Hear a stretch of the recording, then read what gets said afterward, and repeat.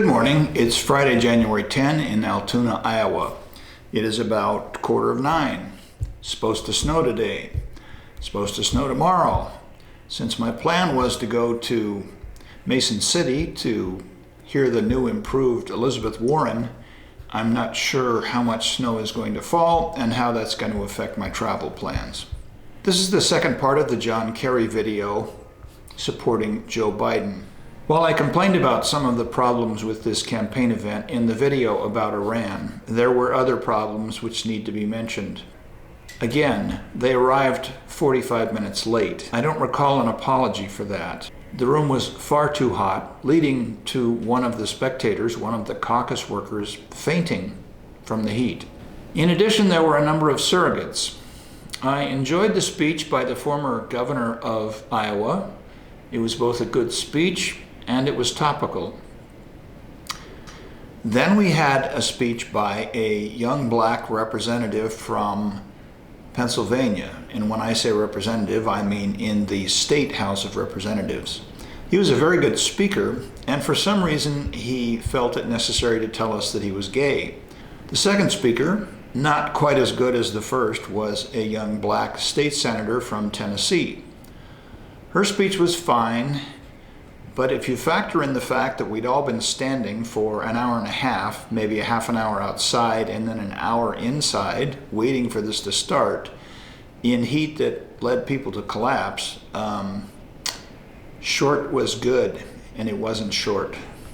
And finally we moved to Joe Biden's sister, who gave a nice, friendly, family-oriented, this is what Joe was like as a kid type speech. But when that person collapsed, she noticed it. She said aloud, "I'm going to skip the next 7 pages," and she wrapped it up. As to John Kerry, at one point in his speech, he mentioned that he was sufficiently troubled by the Trump presidency to consider running for the presidency himself. I found this startling. He said he's not running because Joe is. Fine. Oddly, while I enjoyed his speech about Iran, and it was interesting to hear him in person, I could not see myself supporting John Kerry for president. He just seems not really old, but out of touch, more so than Joe Biden. Biden is 77, and Kerry is 76. By the way, Bernie is 78, and Trump is 73. I don't follow the national media, so I don't know if John Kerry's been interviewed about the Iran developments. But he really doesn't seem to be in the mainstream anymore. The juxtaposition of Kerry's speech with the two speeches I've heard of Joe Biden favored Biden. He appears to me to be more in tune with what's going on in the country. Here is the remainder of John Kerry's speech in favor of Joe Biden, given in Des Moines earlier this week.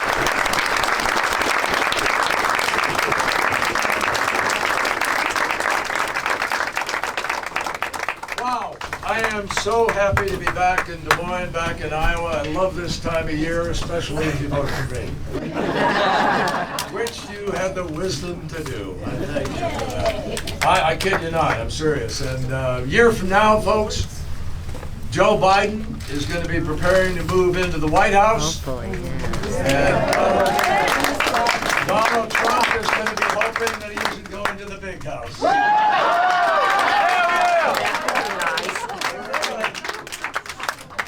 Around, I see a lot of faces that I remember, a few of them slightly grayer, not all of them. And I'm so proud of all the people I've met in the last couple of days who say to me, "I was your first vote, thank you so much, you got me involved in politics, and I love you for that." And I love Iowa. I had the best time crisscrossing this state, measuring my life by the height of your corn. Yeah.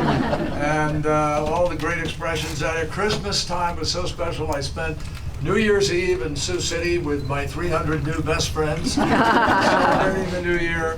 We had a hell of a good time, folks, and nothing was better than turning the tide in the caucuses and going on to win Wisconsin and Michigan and Pennsylvania, and come within half a football stadium of winning the presidency. Half a football stadium in Columbus, Ohio, to be precise. The pundits all thought we had won, Everybody was calling the election at 5 in the afternoon. And for 5 hours, ladies and gentlemen, I had the most scandal-free presidency. Now, I'm honored to be introduced by Valerie. I have known of Valerie since 1972, when Joe and I first both became involved in politics. And I've just come back from Vietnam and had opposed the war in '71. And this young guy, not yet even qualified to be sworn in as senator, was running down in Delaware. And my best buddy and his buddy, a guy named John Martilla, worked with both of us. He was working as our political consultant at the time. And the rest is history. We became fast friends. I think I first met Valerie when I did go to Washington, 1985. Ronald Reagan was president. And we have worked together and bled together and cried a little bit here and there and laughed and fought for the dream of what our country is. And as I look out at you, and I'm not kidding when I say this, I look in your eyes, and I can see in your eyes what's brought you here today. You still have the high hopes for our nation. You still have a fundamental belief in the goodness of America.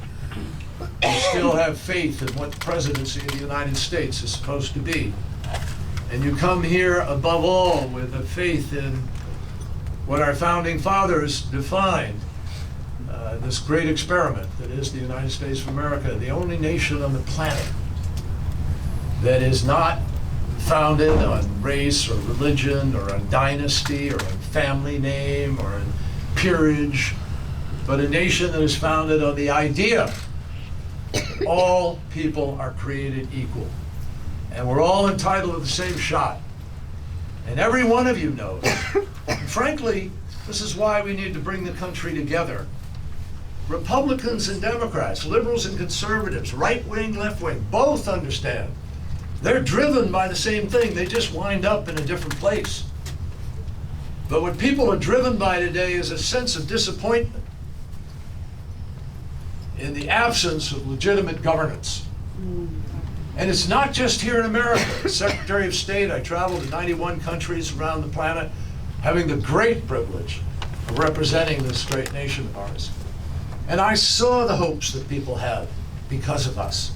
I saw the leaders who came to office through their belief in our sense and definition of what governance is about, what life for people is about. That is at risk today, I'm sorry to say, but not irretrievably. What I've noticed in Washington is it's not that the rules have changed.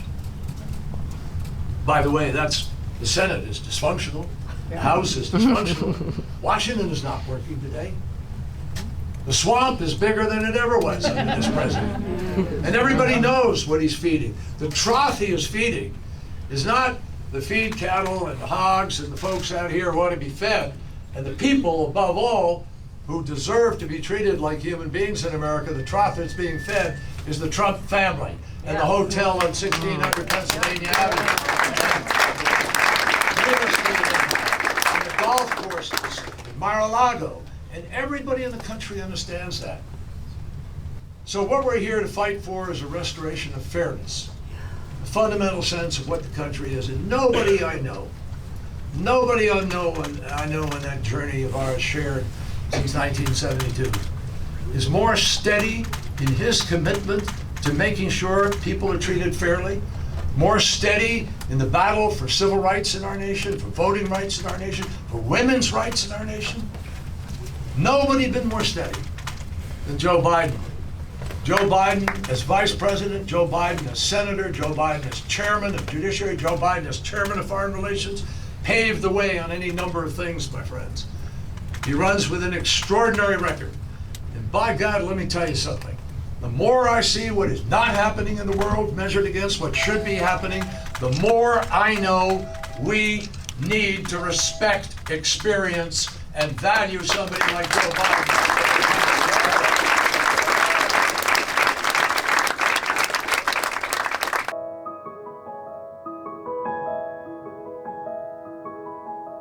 I'm going to talk more about Joe in 1 second because part of what I want to say about him, I want to frame in this issue, if you don't mind.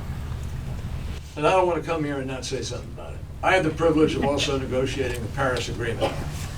And I went to China and I negotiated because Joe Biden and President Obama supported it and encouraged me to, and had this vision that we would go and negotiate with President Xi and do what hadn't been done for years, which is bring the Chinese to the table to work with us to deal with climate change. They are, after all, 25% of all the emissions. We're 15. You add the two of us, we're over 50%. Add Europe, and you're up in the 60. Come on, folks. Less than 20 countries are the cause of climate change, the great cause. And yet we're not getting the job done, despite what we did in Paris. Not one country in the world is reducing its emissions enough in order to be able to meet the challenge. We're currently, if you did everything that we set out to do in Paris, you would still be at 3.7 degrees of rise in our temperature. Bet you didn't know that. And we didn't fake it in Paris, because we couldn't get a mandatory agreement through this Senate. So we had to do an executive agreement. Now, we're on track to actually hit 4 degrees or 4.5 degrees. You know what this needs right now? This needs a President of the United States, first of all, who actually believes in science. That's number one.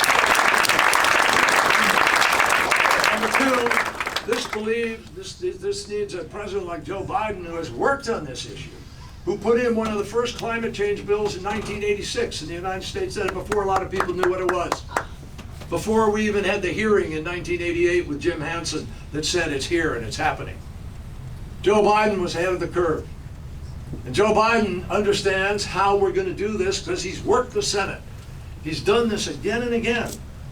And what we need to do, and I'm not kidding about this, the only way we're going to solve the problem of climate change is if we put it on a wartime footing.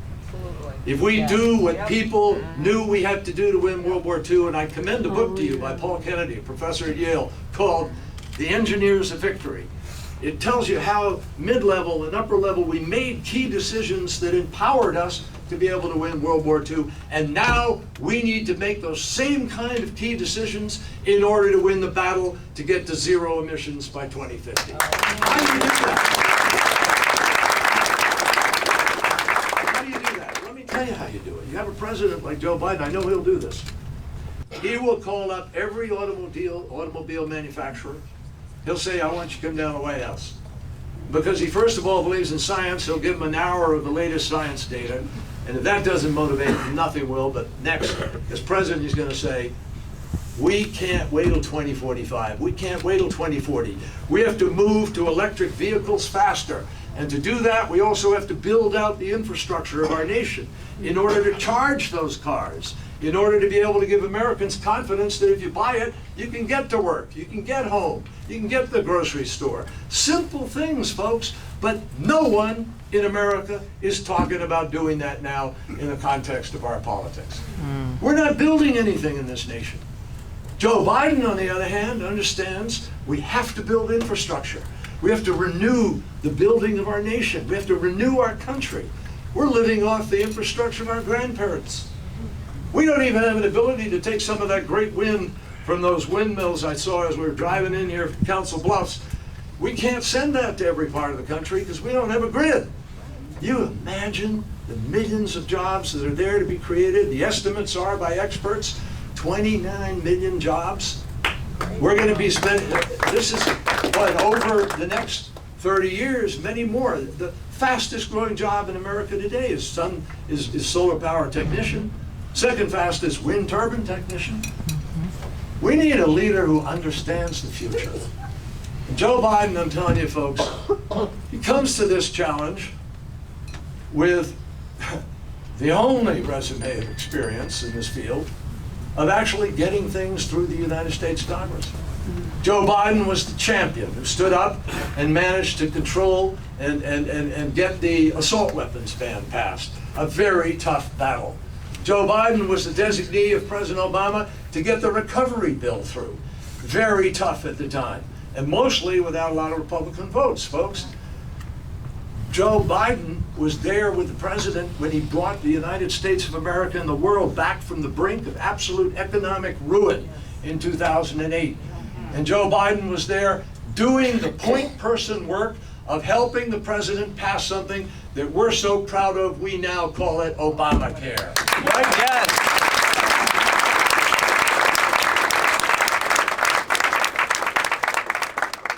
So you got to measure these kinds of things. It's not unimportant. I've watched Joe on the floor of the Senate. I've watched him in committee. I've watched him with our caucus, managing the strategy, sharing with the whole caucus how we could get something done. He's a great strategist. He's a terrific tactician in the context of legislative affairs. And I'm telling you, I have great respect for all the other candidates. I really do. Friends of mine, people I've known and worked with, but I measure the difference because we're in a different place in this world. The world is changing faster. There's a tectonic shift going on in the culture and in the economies of countries all around the world. And that shift is something that is unlike the Industrial Revolution, where we saw an equally big cultural transition and change in the workplace. This is all happening at digital pace. But it's also happening with globalization. And because of that, you have a greater pressure being put on everyday life. And when it's compounded by the outright corruption of a political system that has too much money in it from too big an interest, and when you have gerrymandering that prevents people from even running legitimacy in places in the country, we are stealing our own democracy from ourselves. We need a president who's going to restore that democracy, restore this country, restore. So folks, you know, this is a moment, I thought about this a long time. I've actually thought about running. And I'm not, because Joe is. And because I believe in his ability to be able to pull the country together, to win those critical states. It doesn't do us any good to complain in our teacups or run around whining about what the president does and wasting time discussing every single tweet.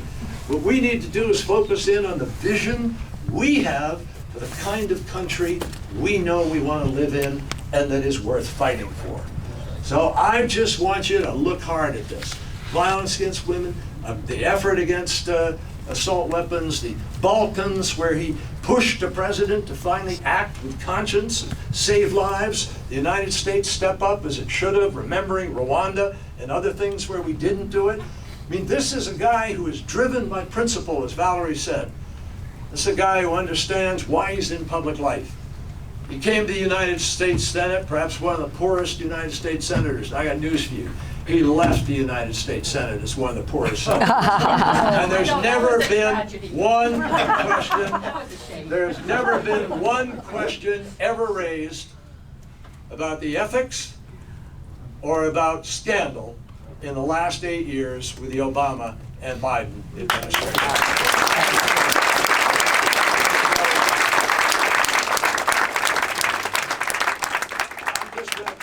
By reminding you of something. By the way, let me just say, we are so lucky to have Senator Akbari and Representative Kenyatta here with us. Both of them have taken time out from their states. They are the future. They're eloquent. They're gentlemen.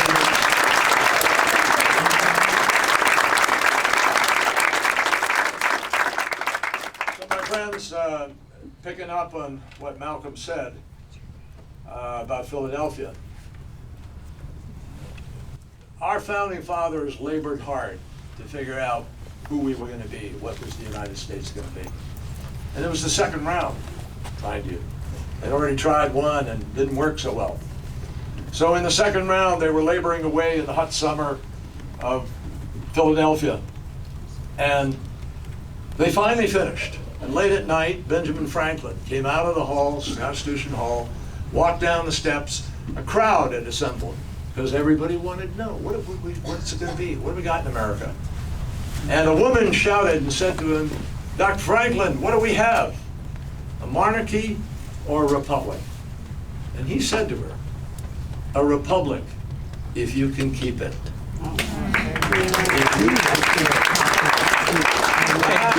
Work goes on, folks. It's not the work of someone else. It's your work. It's caucus work. It's precinct captain work. It's the effort, if you're already a precinct captain, to reach out to everybody you can over these next weeks. Make sure that Iowa doesn't just send a message about one issue or another issue. Send the United States of America its next president. Yeah. That's what we're doing.